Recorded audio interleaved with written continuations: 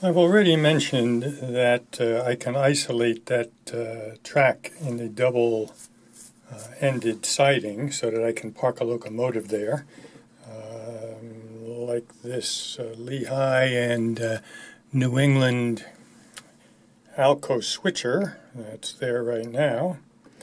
And I've mentioned that the Bangor Slate in one of my previous videos that the Bangor Slate Company was serviced by the Lehigh and New England Railroad.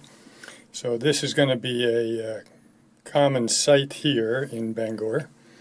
And if you look at the tail end of the siding, past that second turnout, where that Susquehanna GE is parked, that segment of track can also be isolated. Now it's only a small, probably about 15-inch long piece of track, but it is long enough, if this wasn't parked here, to allow a locomotive to do a runaround on that siding, which is why I put it there. But I isolated that little segment. There's a switch hanging down here, a push-button switch that will be mounted on the fascia, which is going to isolate that little stub end. And so I have two places here where I can park locomotives. And I'll just show you now how those two are indeed isolated from one another. And I'll come back and do a little talking at the end of the video. Okay, here comes that Susquehanna GE switcher that's been parked down at the stub end. We'll bring her out past the siding.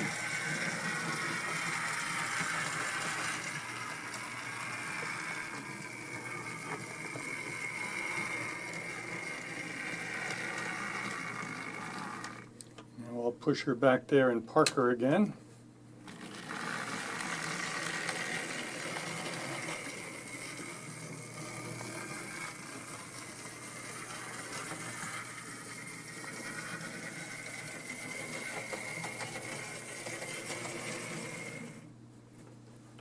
Okay, and I will switch this switch off so that she's parked.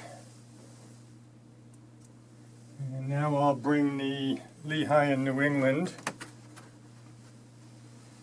Alco switcher out.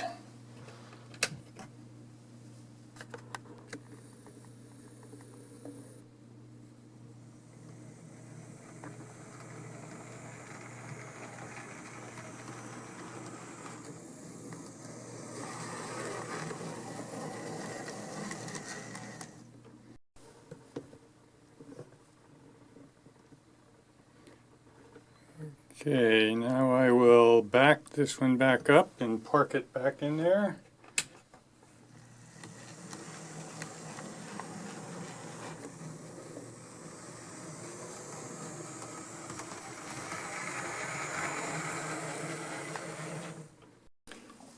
Okay, just a few closing comments on this track that I've put down and what comes next, but I just wanted to talk about this Bachmann GE 70 tonner.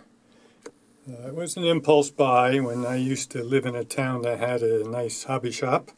It was up on the counter and undecorated and had those colors that were consistent with the Susquehanna's bumblebee colors. So I bought it and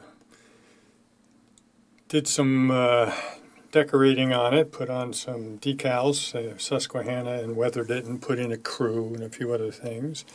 And it's turned out to be a nice little runner, and we'll see some work on this branch from time to time. And then there's the Alco S2 switcher, and that's an Atlas release. Atlas basically New Jersey based, came out with a lot of locos in the transition era that were labeled for the anthracite roads, and I picked up a lot of them. And as I mentioned, this guy will see a lot of work on this branch too. All right, let's talk about what's next. I got a few joints that I want to solder. Here's a couple of them right here. And so I'll solder those joints first, and then I will come back and put ties where they're missing, and then I will ballast it. And right now the track is being held down just with some spots of Elmer's carpenter's glue from place to place. You can see here it's still moving, flexible. I just wanted it in place. When I put the ballast down and drench it with diluted white glue, I find everything stays in place. I'm not worried about it. So that's it. The next steps are finish up, make the wiring permanent, do that little bit of soldering, put those ties in place, and then ballast. Probably talk to you about ballasting when I do that. So I'll talk to you again soon. As always, if you really enjoyed the video, give it a thumbs up, and if you have not already done so, and you don't want to miss any of my videos, then subscribe to the channel. Alrighty, talk to you soon.